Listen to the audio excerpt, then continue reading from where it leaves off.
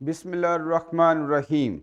अस्सलाम वालेकुम dear students, आज हमने चैप्टर 9 का नॉलेज 9.3 स्टार्ट करना है, जिसमें हम एटमॉस्फेरिक प्रेशर के बारे में स्टडी करेंगे। इसमें जो एसएलओज हम कवर करने वाले हैं, उसमें पहला क्या है, justify that atmosphere exerts a pressure. Atmosphere जो है वो प्रेशर एक्सर्ट करता है, इसको हम जस्टिफाई करेंगे। एक दो एग्जांपल दूंगा, वहां से इस बात की जस्टिफिकेशन होगी। इसके बाद दूसरा पॉइंट क्या है, describe that atmospheric pressure decreases with increase in the height above the earth surface. अगर हम अर्थ सरफेस से ऊपर जाते हैं तो जैसे जैसे हाइट पे जाएंगे वहां पे प्रेशर की वैल्यू कम होती जाएगी। इस चीज की डिस्कशन भी हम करेंगे। नेक्स्ट जो एसएलओ है, explains that changes in atmospheric pressure. Atmospheric pressure में जो तब्दीलियां हैं इन अ रीजन, किसी भी रीजन के अंदर, may indicate a change in weather. क्या मतलब है इसका, कि किसी भी रीजन के अंदर अगर एटमॉस्फेरिक प्रेशर चेंज हो रहा है तो उन चेंजेस को देख के हम वेदर को प्रेडिक्ट कर सकते हैं कि वेदर में किस तरह की चेंजेस आने वाली हैं। और नेक्स्ट लास्ट वन जो एसएलओ है, इसमें हम क्या पढ़ने वाले हैं, analyse the working and application of liquid barometer. हमने लिक्विड बैरोमीटर जो है इसकी वर्किंग को एनालाइज करना है, इसका तज्जिया करना है, और इसके अलावा इसकी एप्लीकेशन भी देखेंगे। तो आइए हम स्टार्ट करते हैं। सबसे पहले तो एटमॉस्फेरिक क्या है। एटमॉस्फेयर बेसिकली एयर की लेयर है जो हमारी अर्थ के अराउंड है। इसको मैंने यहां पे लिखा भी है, the atmosphere is a layer of air surrounding the earth, जिसने अर्थ को सराउंड किया हुआ है। अच्छा, अब चूंकि एयर अगर देखें तो एयर में 78% नाइट्रोजन होती है और 21% ऑक्सीजन है। तो ये जो गैसेज हैं मेजर जो मैंने बोली हैं, तकरीबन 99% हो गई, बाकी 1% अदर गैसेज होंगी जो हमारे एटमॉस्फेयर को बना रही हैं। इनकी मैस भी है, और जिस चीज की मैस होगी डेफिनेटली उनके ऊपर अर्थ जो है वो ग्रेविटेशनल फोर्स भी एग्जर्ट करती है, तो उनको अपने सेंटर की तरफ खींच रही होती है। तो इस तरह से अगर एयर जो हमारा एटमॉस्फेयर है, अगर उसकी मैस है तो उसका वेट भी है, जिसे आप ग्रेविटी का नाम देते हो। अब वो अगर वेट है, वेट वो फोर्स है जिससे अर्थ जो है वो एटमॉस्फेयर को यहां पे अपने सेंटर की तरफ अट्रैक्ट कर रही है। अच्छा, जब ये अर्थ एटमॉस्फेयर को नीचे खींचेगी तो जाहिर सी बात है ये एयर या एटमॉस्फेयर हमारे ऊपर फोर्स एक्सर्ट करेगी। यानी रास्ते में जो चीज भी आएगी उस पे एटमॉस्फेयर ने क्या करना है, फोर्स लगाना है। तो हमारे ऊपर भी फोर्स लगाएगी, अर्थ के ऊपर भी फोर्स लगाएगी, इवन जो चीजें भी यहां पे अर्थ के ऊपर हैं उन सब के ऊपर ये क्या करेगी, अपने वेट के बराबर फोर्स लगाएगी। और force per unit area is called pressure. इसका मतलब यह है कि एटमॉस्फेयर क्या कर रहा है, ये प्रेशर एक्सर्ट कर रहा है। तो ये मैंने एक लॉजिक दी है कि एटमॉस्फेयर कैसे प्रेशर एक्सर्ट कर रहा है। एटमॉस्फेयर की मैस की वजह से उसका वेट है, और वेट की वजह से फोर्स लग रही है, और force per unit area is called pressure.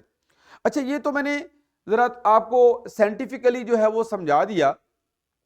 अब अगर इसकी एग्जांपल लेना चाह रहे हैं कि हमारे ऊपर अगर प्रेशर है, जितनी भी चीजें अर्थ सरफेस के ऊपर पड़ी हैं, सी है या कोई भी बिल्डिंग है, उन सब के ऊपर प्रेशर है। तो मैं अगर एक वो बोतल पीने वाला जो पाइप होता है, अगर उस पाइप के एक एंड को बंद कर दूं और दूसरे एंड से उसमें से एयर को सक करूं, उसके अंदर से हवा अगर निकालेंगे तो आप देखोगे वो जो पाइप है वो सिकुड़ जाएगा, पिचक जाएगा। उसका पिचकना यह बताता है कि बाहर से एक प्रेशर है जिसने उसको पिचका दिया। क्यों पिचका, क्योंकि जब आपने पाइप के अंदर से हवा बाहर निकाल दी तो अंदर का प्रेशर आपने रिड्यूस कर दिया, लेकिन बाहर चूंकि एटमॉस्फेयर है तो उस एटमॉस्फेयर ने अपना प्रेशर लगाया और वो प्रेशर इंटरनल प्रेशर से बढ़ गया, जिसकी वजह से हमारी जो पाइप है वो पिचक जाता है। ऐसे ही अगर आप टीन पैक ले लेते हो एक, और उसको उसमें लिक्विड लिया हुआ है, वाटर है, उसे हीट किया हुआ आपने, उसमें स्टीम बनाई हुई है। अब अगर उसको सडनली कूल करें तो सडनली कूल करने से जो स्टीम है वापस लिक्विड में कन्वर्ट हो जाएगी। जब वो वापस लिक्विड में कन्वर्ट होगी तो उसका जो इंटरनल प्रेशर है वो कम हो जाएगा, लेकिन बाहर तो एटमॉस्फेयर का प्रेशर है। अब एटमॉस्फेयर का प्रेशर क्या करेगा, उस टीन पैक को वहां पे पिचका देगा, वो भी पिचक जाएगा, कोलैप्स कर जाएगा। तो ये इन बातों की जस्टिफिकेशन है कि atmosphere is exerting pressure. Atmosphere हम पे भी प्रेशर लगा रहा है, हर चीज पे प्रेशर एक्सर्ट कर रहा है। अच्छा, अब ये जो प्रेशर है इसको तो आपने पहले भी पढ़ा है कि इसके लिए हम यूनिट यूज करते हैं पास्कल, और पास्कल जो है वो न्यूटन पर मीटर स्क्वायर के बराबर है। लेकिन एक और यूनिट भी हम यूज करते हैं अब यहां पे, एटमॉस्फेरिक प्रेशर। 1 एटमॉस्फेरिक प्रेशर जो है वो हम लेते हैं यहां पे 1 atm, जिसे आप कहते हो, ये अप्रोक्सीमेटली 103.3 किलो पास्कल के बराबर है। 101.3 किलो पास्कल, इसे आप 1 एटमॉस्फेरिक प्रेशर के इक्वल लेते हो। ये इसको लिखा भी है यहां पे, at sea level where the concentration of air molecules is highest. क्योंकि आपको पता है कि अर्थ सरफेस के करीब अर्थ की जो ग्रेविटेशनल फील्ड है वो ज्यादा स्ट्रांग होती है। अगर अर्थ की ग्रेविटेशनल फील्ड यहां पे ज्यादा स्ट्रांग है तो इसका मतलब अर्थ की फोर्स भी यहां पे क्या होगी, ज्यादा होगी। तो नियर द सरफेस जो एयर होगी, जो एटमॉस्फेयर होगा, उस पर जब फोर्स ज्यादा लगेगी तो वो ज्यादा अर्थ के करीब आएगी। इसलिए हम कहते हैं कि अर्थ सरफेस के करीब एयर ज्यादा कॉन्सेंट्रेट हो जाती है, ज्यादा मिकदार में होती है। लेकिन जैसे जैसे हाइट पे जाते हैं तो अर्थ की जो ग्रेविटेशनल फील्ड है वो कम होती चली जाती है। इस तरह से वहां पे जो एयर की कॉन्सेंट्रेशन है वो कम होती चली जाएगी, क्योंकि पुल कम होने की वजह से हमारी मेजर एयर तो अर्थ सरफेस के करीब आ गई और बाकी ऊपर एयर की मिकदार क्या होगी, वो कम होती जाएगी। अगर एयर की मिकदार कम होती है तो उसका प्रेशर भी डिक्रीज कर जाता है। इसी वजह से एटमॉस्फेयर का जो प्रेशर है near the surface of earth वो हाई होता है, और जैसे जैसे हम हाइट पे जाते हैं तो एटमॉस्फेयर का प्रेशर क्या हो रहा होता है, डिक्रीज करता चला जाता है। वैसे प्रेशर को एक और तरह से भी हम डिस्कस करते हैं, नंबर ऑफ कोलिजन्स पर सेकेंड, यानी कोलिजन फ्रीक्वेंसी से भी आप प्रेशर को देख सकते हो। जहां पे कोलिजन ज्यादा होंगी वहां पे आप कहोगे प्रेशर भी ज्यादा है, और जहां पे कोलिजन पर सेकंड कम होगी प्रेशर की वैल्यू वहां पे कम होगी।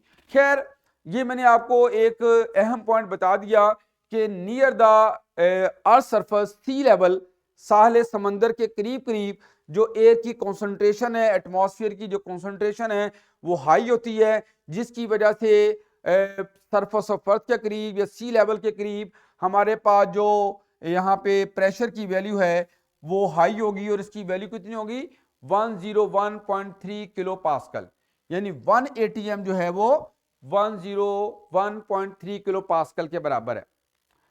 अच्छा, अब अगला जो SLO था उसमें हमने यही डिस्कस करना था कि change of atmospheric pressure with altitude. Altitude का मतलब हाइट है, हाइट के साथ जो प्रेशर है वो डिक्रीज करता चला जाता है। और उसको मैंने थोड़ा सा ब्रीफ भी कर दिया कि हमारे पास अगर आप इसमें देखें तो सी लेवल पे अगर आप देखें बिल्कुल, तो यहां पे एयर के जो पार्टिकल्स हैं ये क्लोजर हैं। यहां पे एयर की डेंसिटी ज्यादा है, एयर की डेंसिटी ज्यादा है तो जाहिर सी बात है इसका वेट भी यहां पे क्या है, ज्यादा है, और वेट फोर्स है, और फोर्स पर यूनिट एरिया क्या होगा, प्रेशर। तो सी लेवल के करीब ग्राउंड लेवल पे हमारे पास जो एटमॉस्फेरिक प्रेशर होता है उसकी वैल्यू ज्यादा होती है, और जैसे जैसे ऊपर जा रहे हैं, हाइट वाइज जाते हैं, तो आप देख रहे हो कि एयर मॉलिक्यूल्स की जो डेंसिटी है वो कम होती जा रही, और इस तरह से नंबर ऑफ कोलिजन पर सेकंड डिक्रीज कर जाती है और प्रेशर की वैल्यू कम होती चली जाती है। और इसके बारे में थोड़ा सा यहां से भी आप देख लें कि अगर तकरीबन 10 किलोमीटर हाइट से नीचे 50% हमारे पास, यानी बल्कि 5.6 किलोमीटर से बिलो हमारे पास जो 50% एटमॉस्फेयर है, टोटल जो एटमॉस्फेयर उसका 50% जो है वो 5.6 किलोमीटर से नीचे है। और अगर आप चले जाते हो यहां पे 20 किलोमीटर हाइट तक, तो 20 किलोमीटर हाइट के नीचे हमारा 90% एटमॉस्फेयर है, बाकी 10% ऊपर है। तो इसका मतलब है जैसे जैसे हम हाइट पे जाते हैं तो एटमॉस्फेयर की जो डेंसिटी है, एयर की जो डेंसिटी है वो कम होती चली जा रही, और इसकी एक एग्जांपल आप ये भी ले सकते हो कि जब जो क्लाइंबर्स होते हैं, जो पहाड़ियों पे चढ़ते हैं, वो जब हाइट पे जाते हैं तो वहां पे सांस लेने में दुश्वारी होती है, डिस्कंफर्ट फील करते हैं। इसके अलावा इसी वजह से वो ऑक्सीजन के सिलेंडर भी साथ लेके जाते हैं, क्योंकि वहां पे ऑक्सीजन की कमी आ जाती है। और भी वजह आ सकती है, और हमारे जो कान है वो भी बंद हो जाते हैं। ये इस चीज की इंडिकेशन है कि वहां पे प्रेशर की वैल्यू क्या है, वो कम हो गई है। इवन जो नोज ब्लीडिंग है वो भी हो सकती है, क्योंकि अगर आप ऐसी हाइट पे चले गए हो जहां पे जो एटमॉस्फेरिक प्रेशर है वो बहुत कम हो गया है, लेकिन हमारी बॉडी के अंदर का जो ब्लड का प्रेशर है वो अगर ज्यादा हो गया उससे, तो चांसेस है कि जो ब्लड है वो बाहर की तरफ फ्लो करे और ब्लीडिंग के चांसेस हो जाते हैं। तो ये आपने जो है यहां पे देखा कि कैसे एल्टीट्यूड के साथ प्रेशर में तब्दीली आती है। अच्छा, ये मल्टीपल चॉइस क्वेश्चन भी देख लें इसमें। Which of the following phenomena is used to justify that atmosphere exerts pressure? कौन सा फिनोमेना हमें यह बताएगा कि atmosphere is exerting pressure, atmosphere pressure लगा रहा है? सबसे पहली ऑप्शन में देखें, ए बैलून डिफ्लेटिंग यानी पिचक रहा है, when taken to the height, जब हम उसको हाइट पे लेके जाते हैं तो बैलून वहां पे पिचक जाए। या फिर ए बैलून इनफ्लेटिंग यानी बैलून भरना शुरू हो जाए, इनफ्लेट भरना शुरू हो जाए, उसका साइज बढ़ना शुरू हो जाए। मोर एट हायर एल्टीट्यूड, जाहिर सी बात है बच्चों, जब हाइट पे जाएंगे तो वहां पे एटमॉस्फेरिक प्रेशर क्या होगा, कम हो जाएगा। लेकिन जो बैलून के अंदर की एयर है उसके लिहाज से अगर एटमॉस्फेरिक प्रेशर कम हो गया तो उस गैस ने जब प्रेशर एक्सर्ट करना है तो बैलून का साइज क्या होगा, वो इंक्रीज हो जाएगा। तो इस तरह से हमारे पास करेक्ट ऑप्शन जो है वो बी ऑप्शन ही बनती है कि हमारा बैलून जो है जब एल्टीट्यूड पे लेके जाएंगे, ग्रेटर एल्टीट्यूड पे, तो वहां पे इसके अंदर की गैस का प्रेशर एटमॉस्फेयर के लिहाज से जब ज्यादा हो जाएगा, तो ज्यादा का मतलब है एक्चुअली एटमॉस्फेरिक प्रेशर कम हो रहा है, वो प्रेशर तो फिक्स है, लेकिन एटमॉस्फेरिक प्रेशर कम होता होता अगर उसकी वैल्यू गैस बैलून के अंदर की गैस से के प्रेशर से कम हो जाए तो फिर बैलून का साइज क्या होगा, वो इंक्रीज होना शुरू हो जाएगा। नेक्स्ट देखें, what happens to the atmospheric pressure as an aeroplane ascends to cruising altitude? Cruising altitude क्या होता है, ये ऐसी एल्टीट्यूड है यहां पे ये एफिशिएंटली ट्रेवल करती है, यानी लैंडिंग और फ्लाइंग के दरमियान वाला जो रीजन होता है जहां पे ये अपनी हाइट को मेंटेन कर लेते हैं और वहां पे एयर ड्रैग भी कम होती है, उस वहां पे वो क्रूज सेट कर दें तो फिर उन्हें बहुत ज्यादा वो एफर्ट नहीं करना पड़ती उसको ड्राइव करने में। तो उस हवाले से ये बात की जा रही है कि उस हाइट पे जाके क्या होगा, आपने ये बताना है। It remains the constant, it increases, it decreases. हाँ जी, तो वहां पे प्रेशर की वैल्यू क्या हो जाएगी, वो डिक्रीज होगी। तो एटमॉस्फेरिक प्रेशर डेफिनेटली ज्यादा हाइट पे जाके एयर कम हो गई है, उसका प्रेशर भी क्या होगा, डिक्रीज कर जाता है। नेक्स्ट हम डिस्कशन करने वाले हैं the influence of air pressure on the weather. Weather पे भी इसका इफेक्ट है। अब वेदर पे यहां पे ये मैंने पॉइंट लिखा है कि air pressure varies with altitude, altitude के साथ तो एयर प्रेशर चेंज होता ही है, एटमॉस्फेरिक प्रेशर चेंज होता है, लोकेशन वाइज भी चेंज होता है और टाइम के साथ भी चेंज होता है। ठीक है, डिफरेंट वजूहात है यहां पे, और ये सारे के सारे इन्फ्लुएंसेस ओवर वेदर, ये हमारे वेदर को इन्फ्लुएंस करते हैं। अब इसकी जो एक बेस्ट एग्जांपल है कि अगर एटमॉस्फेरिक प्रेशर हाई हमें मिलता है तो हाई प्रेशर का मतलब है कि हमारी जो एयर है वो अर्थ सरफेस के करीब कॉन्सेंट्रेटेड है।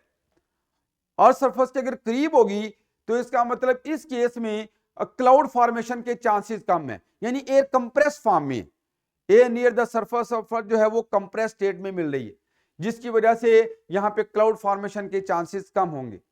तो इसलिए कहते हैं कि जब हाई प्रेशर होता है तो उस वक्त आपको सनी डे मिलेगा, बिल्कुल क्लियर डे मिलेगा, बिल्कुल नीट एंड क्लीन डे मिलेगा, आपको क्लाउड फॉर्मेशन नहीं होगी। लेकिन अगर हमारे पास लो प्रेशर की बात करते हैं तो अगर लो प्रेशर, इसका मतलब है कि वहां पे एयर की मिकदार कम हो गई यहां पे, और एयर की मिकदार करने का कब कम होगी, जब आपकी एयर वार्म होगी और वार्म एयर एक्सपैंड होगी, और जब वो फैलेगी तो जैसे जैसे ऊपर जाती जाएगी तो कूलिंग होगी, और अगर वो इतनी कूलिंग कर दे कि हवा के अंदर जो वाटर वेपर्स हैं वो कंडेंस होना शुरू हो जाएं, तो इसका मतलब है उस वक्त क्लाउड फॉर्मेशन शुरू हो गई। तो लो प्रेशर जो है वो हमें क्लाउड फॉर्मेशन की इंडिकेशन भी देते हैं। ये एक रफ सा आइडिया जो है वो आपको दिया है कि एटमॉस्फेरिक प्रेशर के चेंज होने के साथ जो हमारा वेदर है वो भी उसकी चेंज की इंडिकेशन भी हमें मिल जाती है। अच्छा, नेक्स्ट जो पॉइंट है हमारा, measurement of atmospheric pressure with liquid barometer. Liquid barometer से आप एटमॉस्फेरिक प्रेशर को मेजर भी कर लेते हो। अब इसकी जो पॉइंट लिखा हुआ है उसको देख भी लेते हैं। The barometer is an instrument used to measure the atmospheric pressure using the displacement of the liquid in response to the weight of the air above it। यानी हमारे पास एक डिवाइस होगा, उस डिवाइस के अंदर हमने लिक्विड को इस्तेमाल करना है। नॉर्मली कलर लिक्विड इस्तेमाल करते हैं, मरकरी वगैरह भी इस्तेमाल की जा सकती है। तो उस पे जब एयर का प्रेशर बढ़ता है तो उसमें लिक्विड लेवल की डिस्प्लेसमेंट होती है, लिक्विड का लेवल चेंज होता है, और उस लेवल को देख के आप वहां पे आइडिया लगाते हो कि एटमॉस्फेरिक प्रेशर वहां पे इंक्रीज हुआ है या डिक्रीज हुआ है। इसको ये आगे आपको फिगर नजर भी आ रही है। ये हमारे पास एक सिंपल लिक्विड बैरोमीटर बनाया हुआ है, सिंपल अंडरस्टैंडिंग के लिए, गैस करने के लिए कि एटमॉस्फेरिक प्रेशर बढ़ा है या कम हुआ है। इसमें हमारे पास क्या है, एक मेन बेस पार्ट है जिसमें एक बल्ब है, और इस बल्ब के अंदर आपका कलर लिक्विड पड़ा हुआ है, और इसके ऊपर का जो एरिया है ये वाला, इसमें एयर है, और इस एयर की वजह से इस लिक्विड के ऊपर प्रेशर एक्सर्ट हो रहा है। अच्छा, इसके अलावा यहां पे आप देख रहे हो कि एक नेक टाइप ट्यूब है, स्मॉल नैरो ट्यूब है। इस नैरो ट्यूब के अंदर भी लिक्विड है, ठीक है। इसे स्पाउट कहते हैं, इसे क्या कहते हैं, स्पाउट। अब होता क्या है कि हमारे पास ऊपर से अगर एयर का प्रेशर बढ़ता है, एयर प्रेशर का मतलब एटमॉस्फेरिक प्रेशर इंक्रीज होता है। तो जब एटमॉस्फेरिक प्रेशर इंक्रीज होगा तो इस ट्यूब के थ्रू इस लिक्विड के ऊपर ये प्रेशर आएगा, और जब प्रेशर आएगा तो ये लिक्विड क्या होगा, फॉल करेगा। लिक्विड का लेवल किसमें क्या होगा, फॉल करेगा, और जो बेस पार्ट है उसमें लिक्विड का लेवल बढ़ जाएगा, और ये इस चीज की इंडिकेशन होगी कि यहां पे एटमॉस्फेरिक प्रेशर जो है वो इंक्रीज हो गया। खैर, स्पाउट के अंदर लिक्विड के लेवल का डिक्रीज होना हमें ये बताता है कि प्रेशर यहां पे इंक्रीज हुआ है। लेकिन अगर एटमॉस्फेरिक प्रेशर कम होगा तो डेफिनेटली हमारे पास जो इधर की एयर है उसका अगर प्रेशर ज्यादा है और इधर से प्रेशर कम है, तो ये प्रेशर लगा के लिक्विड को इधर यहां पे हाइट पे आएगी, और हाइट पे आने का मतलब है लिक्विड का लेवल इंक्रीज हो गया। और लिक्विड का लेवल इंक्रीज होना यह बताएगा कि यहां पे एयर का जो प्रेशर है, जो एक्सटर्नल प्रेशर है, वो यहां पे कम है। तो एयर प्रेशर को हम लिक्विड के लेवल को देखते हुए जज करेंगे कि यहां पे प्रेशर बढ़ रहा है या कम हो रहा है। इसकी एप्लीकेशन भी एक हम डिस्कस करने वाले हैं एविएशन में। ये जो एरोप्लेन जो पायलट हैं वो इसको यूज करते हैं। ये एक अल्टीमीटर है। अल्टीमीटर क्या काम करता है, अल्टीमीटर एल्टीट्यूड को मेजर करता है। Altitude mean height. अब ये हाइट को कैसे मेजर करता है, by noting the atmospheric fluctuation. Atmospheric pressure की फ्लक्चुएशन को देख के ये एल्टीट्यूड को मेजर कर लेते हैं, क्योंकि हम जानते हैं कि जैसे जैसे हम हाइट पे जाते हैं तो हमारे पास एल्टीट्यूड बढ़ने के साथ एटमॉस्फेरिक प्रेशर की वैल्यू क्या होती है, कम होती चली जाती है। तो डिफरेंट हाइट्स पे जो एटमॉस्फेरिक प्रेशर है उसकी वैल्यू क्या होती है, डिफरेंट होती है। और इस फ्लक्चुएशन को देख के इजीली जो पायलट है वो क्या कर सकते हैं, ये अपने हाइट को, अपने एल्टीट्यूड को मेजर कर लेते हैं, और सेफ एक एल्टीट्यूड पे अपने आप को सेट कर लेते हैं by noting the atmospheric pressure fluctuation.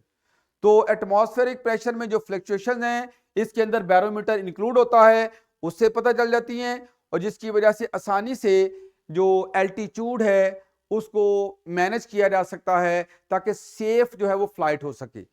तो ये इसकी एप्लीकेशन हो गई बैरोमीटर की। नेक्स्ट हमारे पास क्या है, a liquid barometer is taken from sea level to the top of a mountain. एक सी लेवल से माउंटेन पे हम ले गए, हाइट पे ले गए, तो हाइट पे जाके definitely external pressure, atmospheric pressure क्या हो जाएगा, कम हो जाएगा। जब एटमॉस्फेरिक प्रेशर कम होगा तो जो हमारी नेक है, बैरोमीटर की, बताओ उसमें लिक्विड लेवल राइज कर जाएगा, इंक्रीज कर जाएगा। What is expected to change in the barometer reading, तो बैरोमीटर रीडिंग पे क्या फर्क पड़ेगा, यानी लिक्विड लेवल विल इंक्रीज, तो रीडिंग विल इंक्रीज। चलो, रीडिंग विल इंक्रीज का मतलब है कि लिक्विड लेवल यहां पे क्या हो जाएगा, वो इंक्रीज हो जाएगा। नेक्स्ट देखें, what happens to the liquid level in barometer when atmospheric pressure increases. हाँ जी, जब एटमॉस्फेरिक प्रेशर बढ़ेगा तो डेफिनेटली हमारे पास जो नेक है उसके अंदर लिक्विड लेवल क्या हो जाएगा, वो डिक्रीज कर जाएगा। तो ये हमने चूंकि एक सिंपल सा डिवाइस था, इसमें सिर्फ हमने नेक के अंदर लिक्विड लेवल को देख के एटमॉस्फेरिक प्रेशर का आइडिया लगा लेना है। अगर नेक के अंदर लिक्विड लेवल राइज कर गया है तो इसका मतलब है कि हमारे पास एटमॉस्फेरिक प्रेशर कम हो गया है। और अगर हमारे पास बेटा कोई क्वेश्चन पूछना चाह रहे हो? अच्छा बेटा, तो ये नेक के अंदर अगर लिक्विड लेवल जो है वो राइज करेगा तो इसका मतलब है कि हमारे पास एटमॉस्फेरिक प्रेशर डिक्रीज कर गया। और अगर नेक में लिक्विड लेवल फॉल करेगा तो फिर हम इजीली जो है वो ये जज कर सकते हैं एटमॉस्फेरिक प्रेशर इंक्रीज कर गया। असल में ये तो सिंपल जज करने वाला डिवाइस मैंने आपको बताया है। एक्चुअली एक मर्करी बैरोमीटर होता है जिसके ऊपर कैलिब्रेशन होती है पूरी, कि वो आपको प्रेशर के यूनिट में रीडिंग्स भी मिलती है। तो ये सिंपल एक एटमॉस्फेरिक प्रेशर के गैस के लिए आपने लिक्विड बैरोमीटर को स्टडी किया है। तो ये हमारा आज का लेक्चर था। बाकी इंशाल्लाह हम इसको नेक्स्ट टाइम देखेंगे। Thank you very much. कोई क्वेश्चन है तो पूछ लो बेटा।